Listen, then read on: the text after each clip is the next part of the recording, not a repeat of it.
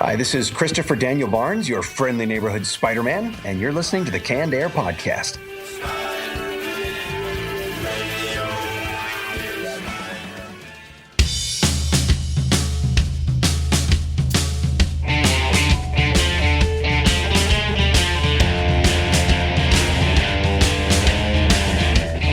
Hello, everyone, and welcome to another episode of Canned Air, your tribute to comics and pop culture. I am Jeremy Colley. And I'm Jack Doherty. And I'm Randy Hardenbrook. And joining us today to talk about his comic book that's running on Kickstarter until February 2nd, we welcome writer Frank Martin to the show. Frank, thank you so much for being here. Oh, thank you for having me on. It is a pleasure. We're going to have some fun today. It's great to have you here, and I'm excited with our retro topic today. Fictional or real-life explorers. We're just looking at explorers in general from throughout pop culture.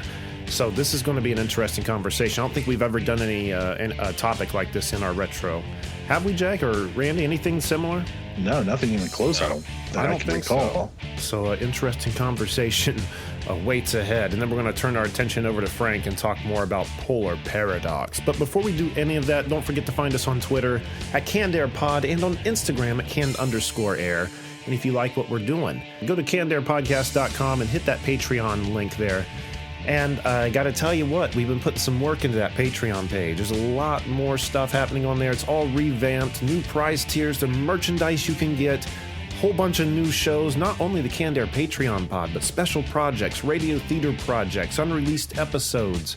The sky's the limit, people. So check it out. Once again, our Patreon button there on our website, CannedAirPodcast.com. And if you can't support us via Patreon, then hey, there's also a merch tab there. You can get yourself a mug, a shirt, anything you'd like. What am I forgetting, gentlemen?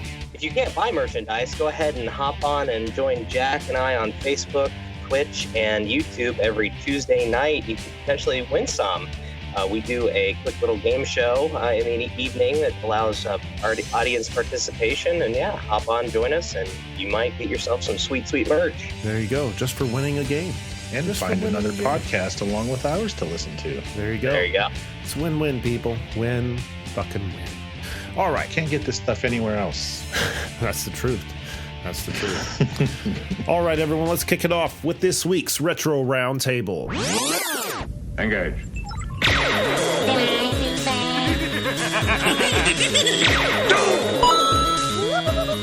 I'll be back. Shut up! Shut up! All right. Shut up! Fictional and real-life explorers. Jack, why don't you show us how it's done? The best fictional explorer I can talk about, well, I can talk a little bit about, is great because they have the name Explorer in their name. Dora. And that is... That's all I got for Dora Explorer. I was just screwing around with that one. Indiana I was right? Well, yeah. That's it. Dora the Explorer. Did you see the Dora movie, the live action one? No. The trailer. I saw the trailer. Well, that's the real question. Did you see the trailer? I don't think any of us would say. But from the trailer, it looked pretty cool. It looked like young Lara Croft, you know? It did kind of look good, but just Dora in herself kind of turns me away. He looked a little badass. I mean, I got kids. Yeah. So sometimes I watch stuff like that. They didn't. So maybe I'll just say, hey, kids, you want to watch a Dora Explorer movie? There you go. The Dora the Explorer I saw, the trailer anyway, I think it was like a joke trailer done with the girl, Ariel Winter from Modern Family. And there was like all kinds of like explosions and like Michael Bay shit going on in it. No, that's not it. I figured, but, I was trying to save you there, Jack, but, go ahead.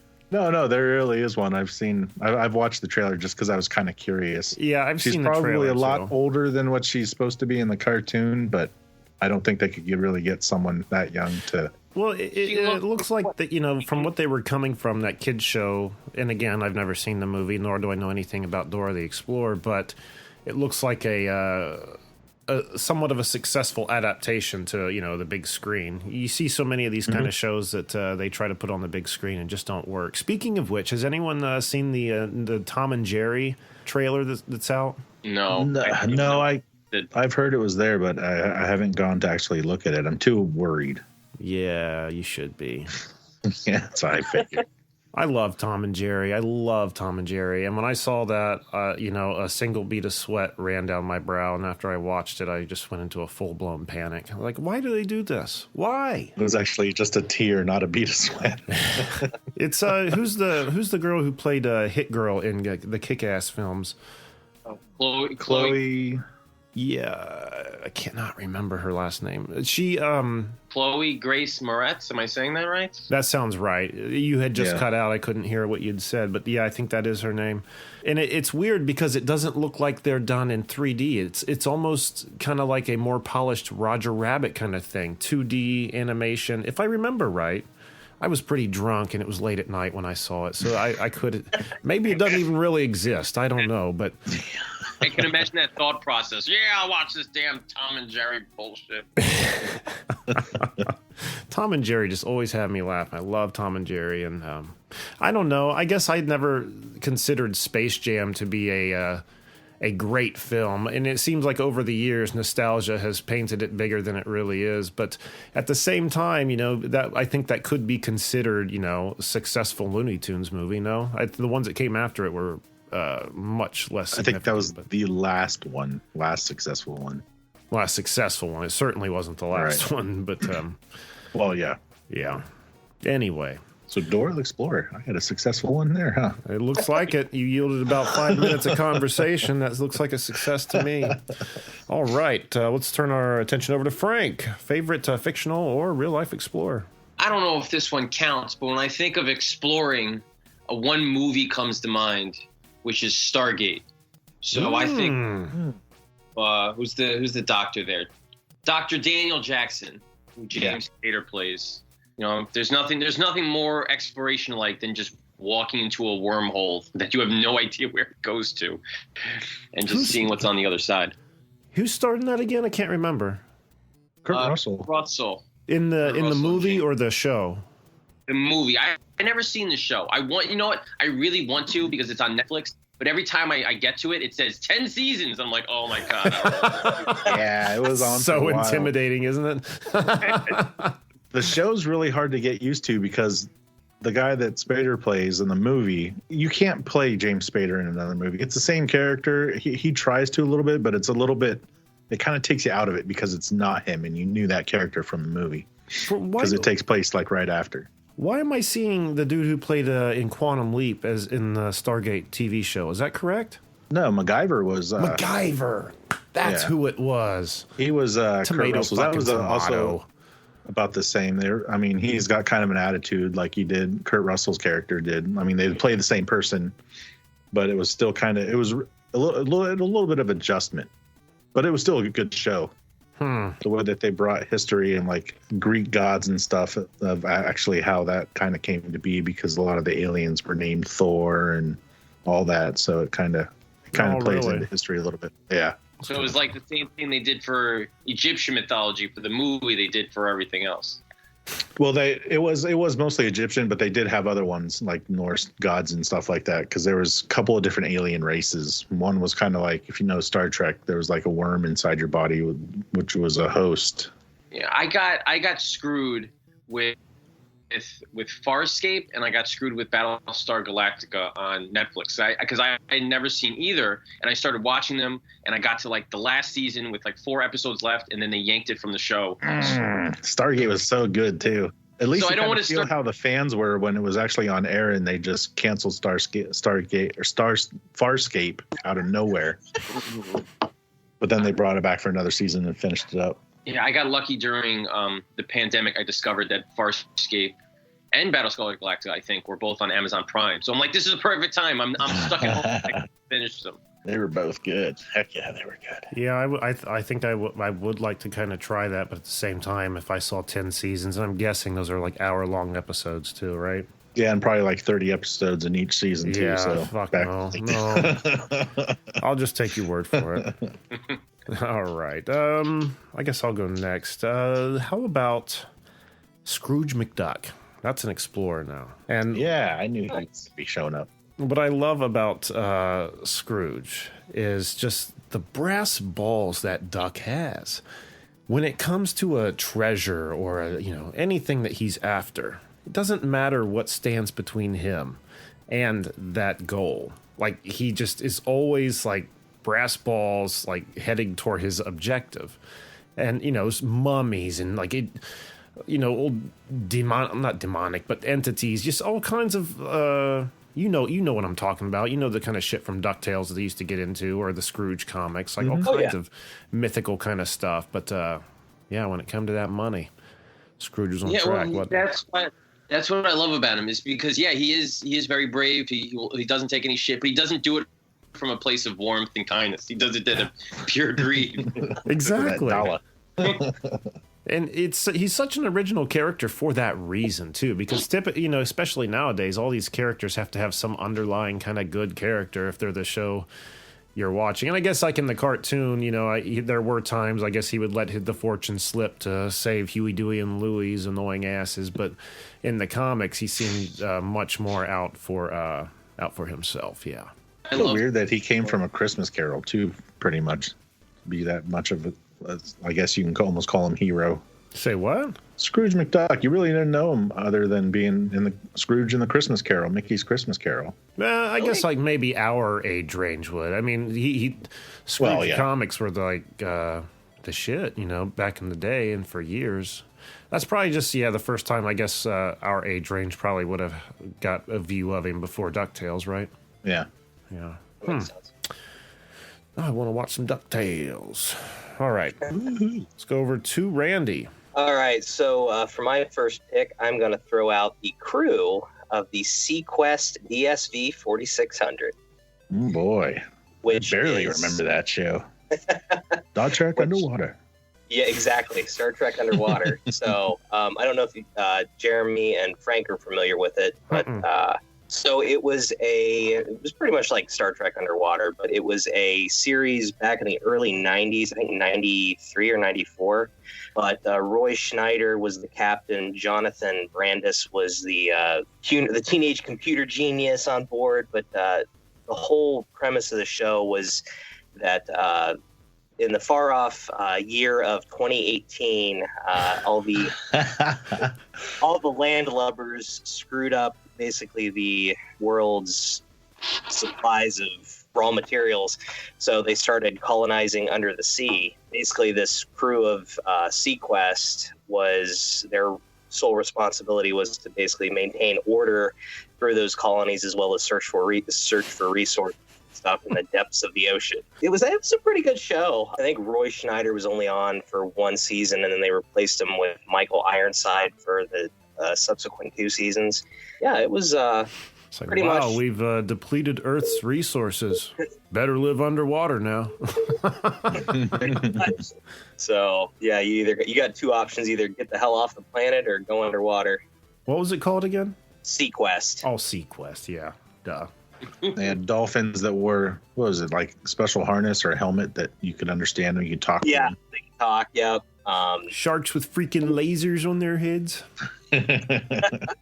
I mean, it literally was Star Trek Underwater. I mean, you'd have one episode dealing with like an environmental issue, and then a political issue the next episode, and then relationships between the crew members. And I mean, yeah, it was like Next Generation in a bathtub. I mean, they just transponded the name. I mean, let's just swap out star for sea, and what's another word for Trek? Quest. Oh, Frank's gosh. Wow, it's like the same marketing for like knockoff toys, like upright hero reptiles, or it was SeaQuest DSV. What does the DSV stand for? Is that deep sea vehicle? I think so. Gonna get anything better than that? Big ass submarine. BAS. Oh my god, that's my pick. That's kind of sad. I never realized that is like so generic of a name. Wow. It was a cool show for the time, though. Yeah, Spielberg was actually involved with it, at least on the first season, maybe. Not making the title, apparently. What was that? Was that on a Friday night or something like that? That's probably why I ended up falling off the wagon watching that, just because I got older and had better things to do than watching. I was cheering at the local football games, kissing girls. Back in the day, Friday night TV and Saturday night TV was where it's at. I remember Saturday nights was the Hercules Xena combo that they had. Oh yeah. And let's not forget Walker Texas Ranger. Oh yeah. There you go. Right before Jag. Jack knows what I'm talking about. Sopranos changed all that. They made Sunday night the night for TV. Yep. Oh. Okay. Well, thank you, Sopranos. All right, we are back to Jack, it looks like. My other one is Dipper Pines. He's basically an explorer. I don't know if anyone knows who he is. Nope. The name sounds really familiar. He's a 12-year-old boy. Him and his twin sister Mabel get sent every summer to their great uncle's tourist attraction out in the woods somewhere called the Mystery Shack, and they always have kind of crazy explorer shenanigans that happen. Sounds like some pedophile shenanigans. Meeting their uncle in a shack in the woods. What the fuck? Yeah. No, well, it's called the Mystery Shack. It's actually a tourist attraction because this woods like. It's called Gravity Falls is the name of the show. Okay. Oh, my son loves that show. That show is really good. I really like it. It is. It's kind of funny. I never watch it, but if he's watching it, I'll just kind of like glance at it when it's in the room. It does get pretty hilarious. It gets very dark too. When you see the last season when what's his name? Bill, the weird interdimensional pyramid guy with an eye. It gets really dark and creepy. It's kind of weird that it's for kids, but it's very good. Have to adjust them while they're young, I guess. Yeah. I always get that one confused with what's the one with the raccoon and the woodpecker, or the blue jay? Oh, I don't know the name of that Adventure Time? No, it's along that lines though. Same. Animation. Yeah, I always get those two confused, the Gravity Falls and whatever that other one is. A woodpecker and a raccoon? Well, the blue jay. Blue jay and a raccoon. A blue jay and a raccoon. Wow. Boy, I have had my thumb off the pulse and straight up my ass, it would seem. I don't know what you're talking about. It's relatively new. I mean, it was late, maybe even early 2010s, wasn't it? That was out? That one was called Regular Show. Yeah. That's what it was. Okay, I've heard of Regular Show. I've apparently never seen it, though. Oh, one of those Noodle Arm cartoons. Noodle Arm animation. All right, well, very good. That brings us back around to Frank. All right, I got a twofer. He's both fictional and real life. Cool. Okay. Marco Polo. And the reason I say fictional is because I love the Marco Polo Netflix show that had nothing to do with the real Marco Polo. It was good shit, though. I loved that show. I was disappointed that they canceled it, but it's like they turned Marco Polo into like a sword fighter. And he's a badass and he's got archery and he's getting trained by some like daredevil guy that can't see, but he fights off 100 guys at a time. So yeah, I dug that show. I love Marco Polo, the swimming pool game. I was waiting for that. No, I've wanted to see that show. Well, you said it was on Netflix? It was on Netflix for 2 seasons. And it's very strange looking back on it now because the guy who plays Kubla Khan, or no, not Kubla Khan. Is that who it is? Genghis Khan? No, I think it's Kubla Khan. Yeah. Okay. It was is the same guy who plays Juan in the Doctor Strange movies. Okay. Oh, okay, yeah. Yeah, and it's super weird because he's a completely different character. He's got all these harems, and he's like, "Yeah, blow me." So it's like, you're like, what are you doing? You know. It's like, Wow. And you watch Doctor Strange, and he's going out and getting sandwiches for him or something. he's cracking one-liners. I'm like, "You're not Kubla Khan. You're a phony. You're not cool at all." Jack, I'm a little worried about you, bro. Between Dora the Explorer and the Marco Polo pool game, are you regressing on us or what? No. Who doesn't like Marco Polo? Let's play right now. The Geico commercial where they have Marco Polo in the pool. He's in the water. Yes. He's just like, I'm right here. I'm right here. Hi, it's a Marco.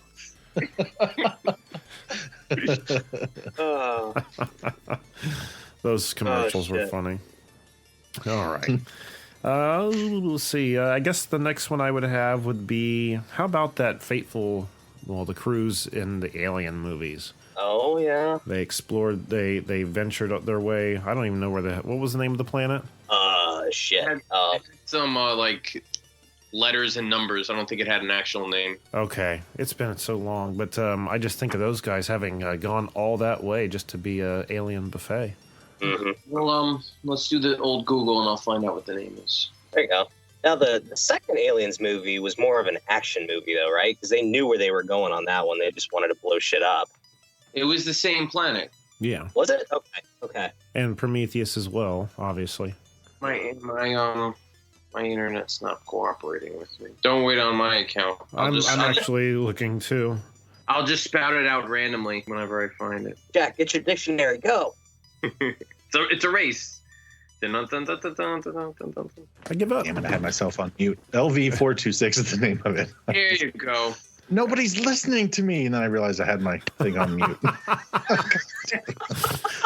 Over there having a full-blown tantrum. Guys! Jack's playing Marco Polo with himself over there. Yeah.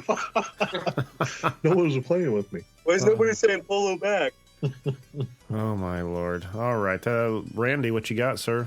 Another kind of family I was thinking about when it comes to explorers was the family, what was their name? The Butlers from the Hanna-Barbera cartoon Valley of the Dinosaurs, exploring a gorge one day, and they got sucked through time and got rescued by Caveman and his family. You guys remember Valley of the Dinosaurs, don't you? No. No. Vaguely. I'm old enough to remember this show? Because this looks like 70s Hanna-Barbera. It is 70s Barbera, Jack, thank you. But they also reran it on Cartoon Network. It makes me think of... I'm sorry, go ahead. I was just going to give Jack shit about calling me too young. Yeah, go right ahead, please. Literally, the dad on it looked literally like Jack Hanna. And then he does. Caveman dad looks like a white Bob Marley. Yep. Makes me think of a show that I don't know if it was ever on TV. It was also Hanna-Barbera. I mean, the concept's almost identical to what you said there, but it was all themed around Bible stories. I just think it was called Hanna-Barbera's Greatest Adventures, Stories from the Bible, or something like that. But yeah. These three kids, a guy, a younger blonde girl, and then some annoying kid in a ball cap. He reminded me of the kid from Indiana Jones film. Beta. Yeah.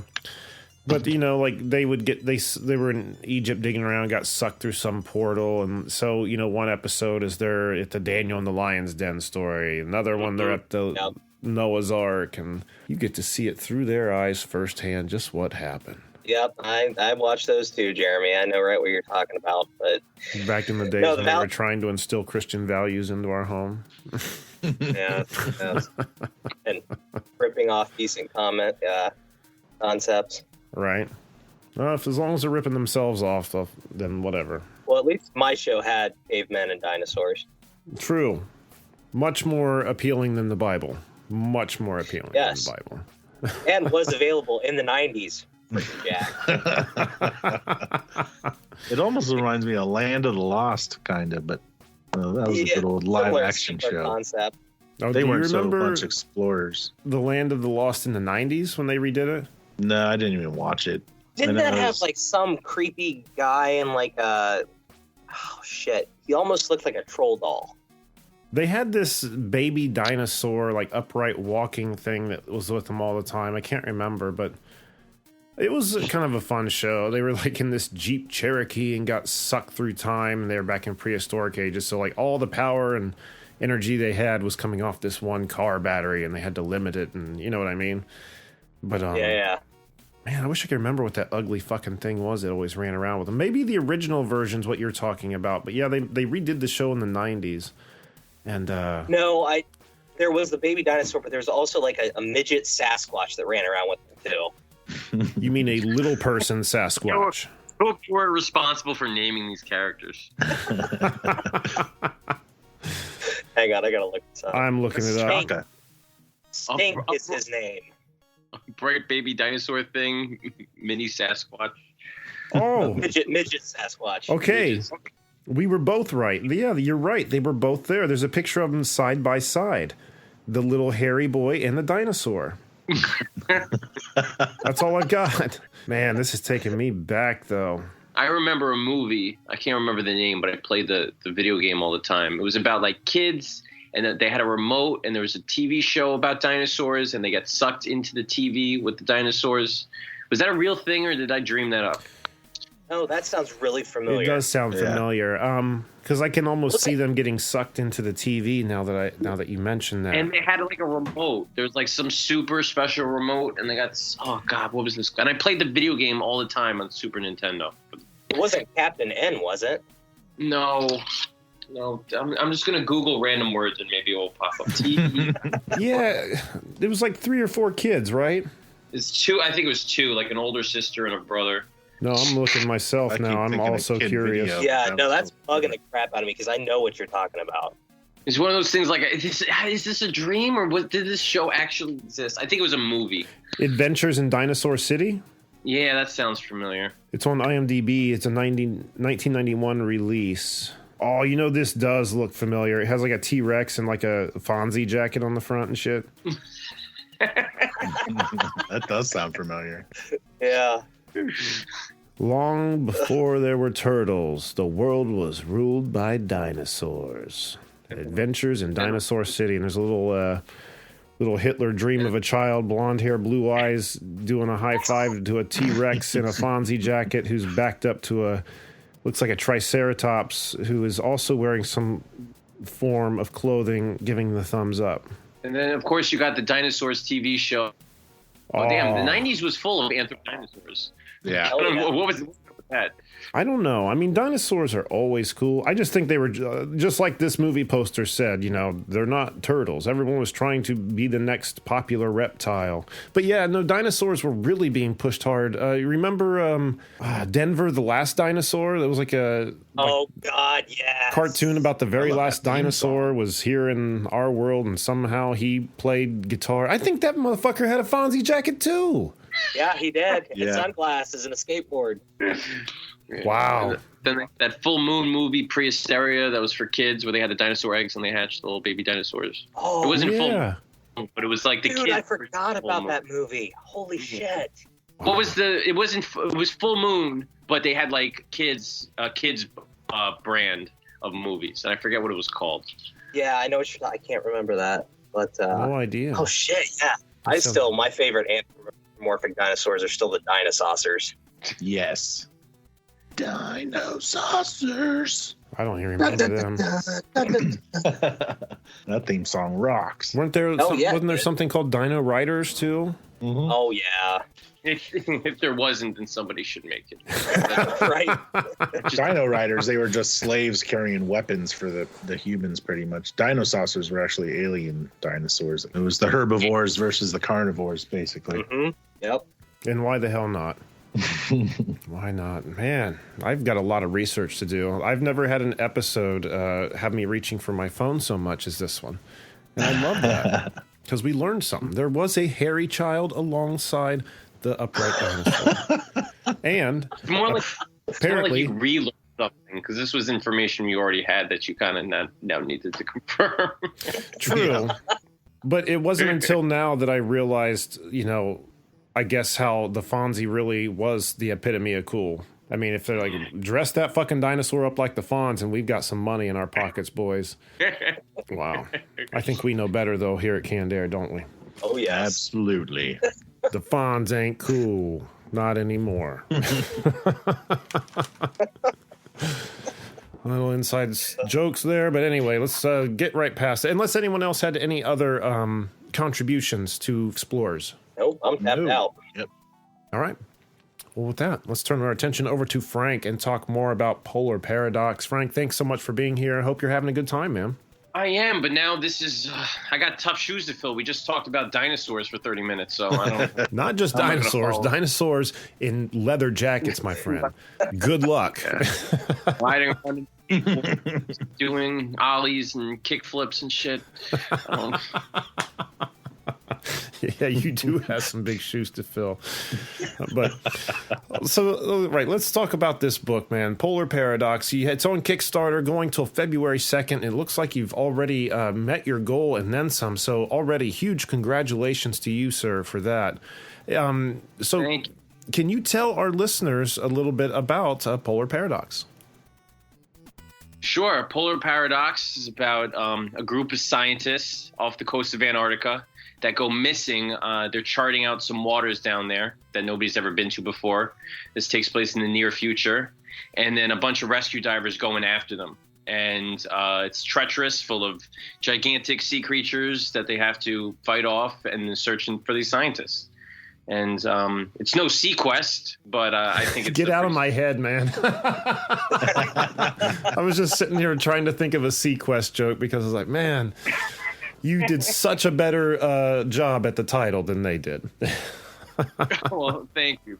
Well, it's I love like getting big mysteries, like 1,000-year-old mysteries underneath Antarctica. So that's where the paradox side of the title comes from, and we deal with that mainly in part 2 of this 2-part story arc. So part 1 is all about the adventure, about going underwater and facing the danger, and then part 2 we get a little bit more story heavy with what's really going on.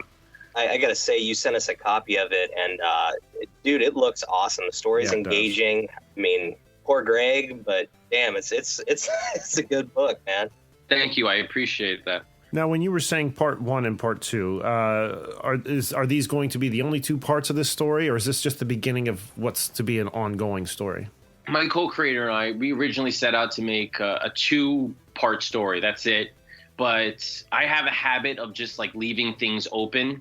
A lot of my readers, they read my work and they're like, what happens next? And I'm like, I'm not going to make another one. They go, what are you talking about? So at the end of part 2, it has a conclusion, but it might not be 100% satisfying. So Antonio, the co-creator, and I, we talked about making a second part 2 to kind of wrap things up, which we may or may not do depending on the success of these 2 launches. So far, this one's off to a good start, and we'll wait to see what part 2 does in the summertime. June, July, it should launch.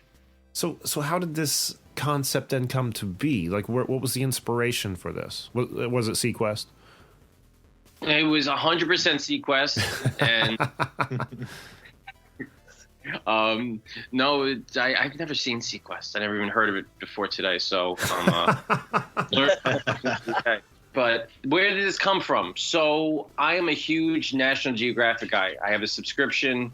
I read it cover to cover every month, and this story pretty much came from something I read in there. It was the story was pretty much the first half of the premise of this book, which is they had scientists off the coast of Antarctica, and they were going to cut a hole in the ice and go diving in a part of the sea that nobody had ever been to before. And they took pictures of these crazy sea life and these animals that evolved on these weird trajectories. And I thought this is perfect for a sci-fi setting. So I sent everything over to my artist, and I said, what do you think of all this stuff? Just go nuts. And he came up with crazy designs for the animals, for the suits, for the submarine. And before we knew it, we got ourselves a story.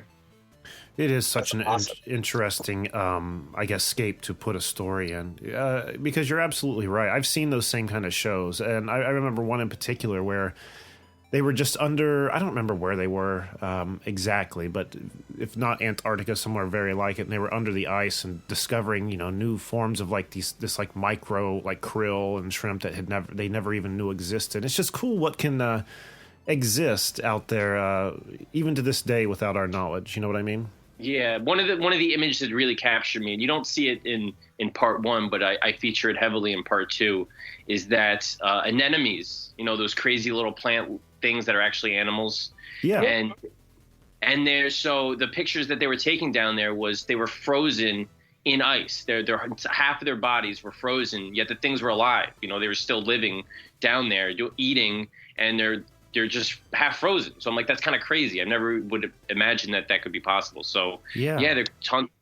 And it's weird seeing the pictures, and I think it's reflected heavily in the book, and that a lot of these creatures are familiar, sharks, jellyfish, crabs, squid, but they're different in a unique way. They're just different enough that they evolved in this isolated portion of the sea that they're alien to us, you know. And I think there's a moment in this book a lot of people come to. Maybe you would remember when they're going down there and they kind of go into the cave, and then it just opens up in this 2-page spread, and it seems like you're literally transported someplace that's off the earth when it's not. It's our ocean. And the ocean is most of the world. So how much we don't know about in those deep depths, right? Oh, I got the statistic off the top of my head. 5% of the world's oceans is all we've explored. So there's 95% down there that we have no clue what's going on. It's crazy. That is crazy. For all we know that there's a civilization down there that we have to go on crazy quests, driving back and forth between our DSV and going on missions. I can't let this go. I'm sorry. I'm going to be running for the rest of the show. Today's episode brought to you by Sequest. Yeah, we might just have to title it that, huh? By damn submersible vehicles. So tell us about some of the other creators on this book. So Antonio Maestria is the other co-creator. He's the illustrator. I met him a couple years ago. I was tabling at a local con here in New York, showcasing some of my books, selling them off. And he wasn't tabling, but he was walking the convention. And he said, "Oh, you're a writer?" And I said, "Yeah." And he goes, "Oh, I'm an artist." He graduated from the Joe Kubert School. And he said, "Do you want to see if we can work together?" I said, "Sure." And I've had a lot of meetings like that where we exchange ideas, emails back and forth. And sometimes you don't hit it off. But Antonio and I just asked him, "What do you want to do?" He said, I'm looking for some sci-fi stuff. So I sent him a couple pitches. He honed in on this one, and it was a very fluid working relationship. And awesome. I had a blast. And I just actually finished lettering the final pages of part 2 today. So, the books, both books are completely done. That's awesome. And great incentive, I always say, for Kickstarter backers. You know, you're not waiting for this. You're not funding it, before pencil has even hit the first page. It's done. It's waiting for you to just fund. So great incentive there. I have a little OCD like that. I mean, I got tons of projects, so I'm planning at least 4 launches this year, maybe 5, but squeeze them together. So I have books that are one after another, and I don't like to launch a campaign until my previous one has been finished. So as soon as this campaign's over, the next day I'm ordering the print books. I get them, I ship them out, and I'm ready for the next go-around. So I don't launch something at least 90% done. But this one is 100% done. I'm just waiting to know the final order numbers before I bang that credit card. That's awesome. Awesome, man. Nice. Congratulations again. That's really cool, man. So again, we already said you have been funded, but for people who want to get, not only the book, but maybe get some rewards from backing this project, what kind of rewards are you offering backers? There's a standard cover that Antonio did. It's actually a 2-page spread that he cut in half, which is a connecting cover for part 1 and 2. So I think it's really cool. It's like an ensemble piece with all the animals and all the characters. You kind of see what it looks like on the Kickstarter page. So that's available. There's a Kickstarter exclusive variant cover that you could grab there. That's kind of the squid attacking the submarine, which is awesome. A lot of people are grabbing that. I have print sets available with all the characters. I'm actually doing, Kickstarter does this in January. They may do this special Make 100 event, which is they kind of promoting creators to make something, just 100 of it, no more, just limited at 100. And I'm kind of jumping off that, doing a mask, a face mask. Yeah. And Antonio took one of the scrap designs for the helmet, and I kind of repurposed it for the face mask. So you wear it, and it looks like you got a scuba diving rebreather on. Oh, that's cool. It's cool looking too. It really looks like it has some depth on it. So it looks like you're actually wearing like a respirator on it. It does. It's a little big. I wore it. I got like a kind of a prototype, a sample. I kind of ordered it just to make sure what it looked like. And my one son says I look like a character from Fallout. My 3-year-old says I look like Iron Man. So I guess you could wear it and be whatever you really want to be. Look, I'm from Sequest. I'm going to wear it around a convention. What are you cosplaying? I'm a Sequest character. Obscure 90s TV shows for the win. I have got to look this mask up. This got past me when I was looking earlier. It's. I think there's a picture at the bottom where I visualize all the reward tiers. There's kind of There's one on there. I think That's only good if it's a little bit bigger too, because some of those cloth ones out there, they just don't fit. Yeah, I don't know if I got a big face or what it is. No. What else I got? Oh, I have their commissions available. Antonio's will draw original art piece and mail it to you. I get jealous of artists that they get to do this, so I always offer a short story commission on all my campaigns that one or two people usually pick up, which is kind of cool. They tell me what they want me to write. I write them a 1,000-word short story. That's cool. Awesome. Yeah. So another thing I'm seeing on here is actually becoming a character. There's a tier where you can become a character. I always offer that one too. I think I got my last campaign. I've only had one person pick it up, but it's kind of cool. You get your likeness. You send me over a picture, and and I'll draw you in. I'm always working on something, so I kind of just send it over to artists, and I said, "Kill this motherfucker," and they just put him in the book. Oh, that's awesome. I like the way you set that up. That's cool, though. I mean, looking at all these tier rewards is, great incentive again. And I understand that sometimes people don't have the ability to put together something like this, like so extravagant. But this is extravagant. This is fantastic. Everything, even at the lower tiers, you are definitely getting bang for your buck. But yeah, I mean, being drawn into anyone's comic, as long as we've been doing this show, anytime anyone has that in their rewards, I'm thinking like, do I got enough money for that? I want to be in a comic. I've read enough of them. It's time I'm in one. In part 2, there is a main character that I wanted to do maybe for the second launch in the summertime. There's a main character in not part 2 that's coming out, but the sequel, if we were to do it, there's a character that I could possibly hypothetically have somebody likeness drawn in as like a main speaking character, which I want to offer, but Antonio hasn't committed to the second book yet. We don't even know if we're going to do it, so I think that would be kind of cool if I get him on board, that we can offer that somebody could be a main speaking role. Rather than just saying you'll be a character in a future book, I can name it as the Polar Paradox sequel, which I think would be more enticing to people if they like the series. Sure. That's awesome. Yeah. Just looking over the part 1 you sent us, you kind of created this whole world with your first book that you could almost kind of venture back to in maybe different time periods or something too. Yeah. There's you'll see in part 2 that the mystery of the paradox gets a little crazy and get a little wonky, so I could have a lot of fun with it. I already got the sequel kind of plotted out. It will take the trajectory of the plot would probably kind of be the same as this one, whereas the first issue would be the exploration, and the second issue would be more the mystery and plot heavy. And I would it wouldn't be in Antarctica though; it would be a different kind of location, just continuing the story with the same characters. So, gotcha. Okay. If he wants to do it, but time will tell. That's awesome, man. That is cool. I love your concept here, man. So, as far as reaching out to you, I've seen you on social media at Frank the Writer. I'm sure you're probably on Facebook. And obviously this Kickstarter, which we're going to link on our social media. But other than those places, is there anywhere we should be directing people to check you out?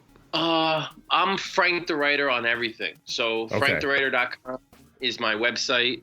I have some. I'm an author. I write prose as well as comics. So I have some free short stories, some free comics on there. People are cheapskates and they just want to see what I'm all about. I have a mailing list. You can sign up. I send out two emails every month. Just got to keep in touch, let people know what I'm working on. That's kind of the best way to follow along with what I'm doing. But yeah, Twitter, Instagram, Facebook at Frank the Writer. I'm the same on all three. Awesome. Again, huge congratulations to you. You have an amazing book here. It's no wonder that it's already been funded. So it's got to feel great. And in the future, you said you have many other, projects coming down the pike. Let us know. We'll get you back on and talk about them as well. Sure. Appreciate it. My next one is going to be April sometime, and that's like a cop murder mystery, pulp detective story kind of. Oh, nice. Ooh, I can dig that. It's not under... Well, I was going to try another Sequest joke, but I kind of petered out on it. So I'll let Sequest go. But Frank, again, thank you, man. This has been so much fun to have you here. I hope we get you back here in the future, man. I appreciate it. Thanks. Jack, what do we have on the website, sir? Go to cannedairpodcast.com where you can see show highlights, guest info, listen to the show, follow us on all our social media, become a patron, buy some merch, see some of our YouTube videos, and if you'd like to be a guest and promote your work, send us an email on our contacts page.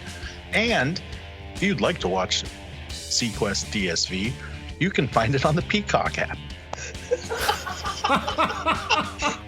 Right next to Dora the Explorer. Thank you, Jack.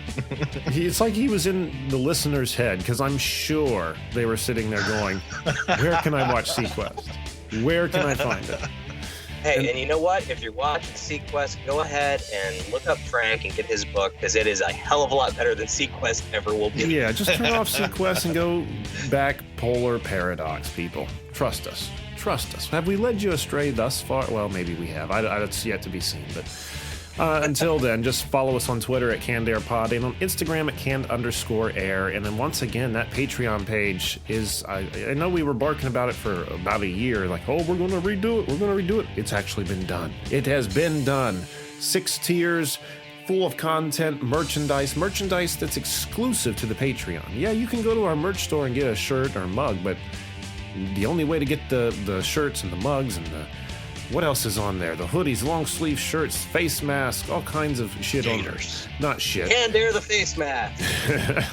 Canned Air the toilet paper. Canned Air the bed sheets. But yeah, just go to our website, cannedairpodcast.com, click on that Patreon link, or you can just Google Canned Air Podcast Patreon. I'm sure it'll come up that way too. And gentlemen, what am I forgetting? If you're sitting around bored on a Tuesday night, check out Jack and I make total jackasses of ourselves playing Jackbox. Ooh, Jack and Randy make themselves jackasses on Jackbox. Lots of jacks. Wow. Boom. Wow. All right, I think that's going to do it for this week. So until next time, I am Jeremy Colley. I'm Jack Doherty. I'm Randy Hardenbrook. I'm Frank Martin. Thank you so much for listening, and always remember to be excellent to each other.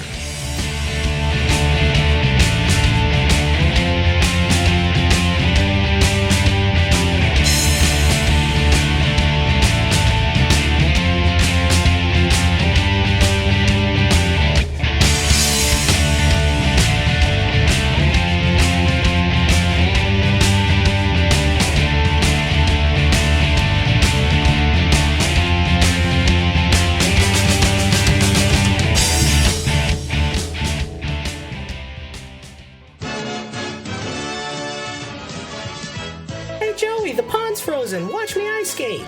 Wait, come back. The ice could break. Whoops. Help. Quickly walk back to the edge. Stop, you'll break through the ice. Snow jump! Grab this branch. You should have been listening to Canned Air. Now we know. And knowing is half the battle. Snow Job, how'd you get your name? G.I. Joe!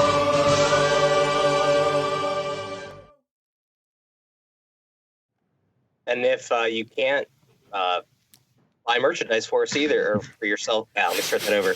And if you can't, That was smooth as shit, Randy. well, It's been, 2 weeks? Yeah, right? And if you can't get merchandise. This has been a Canned Air production.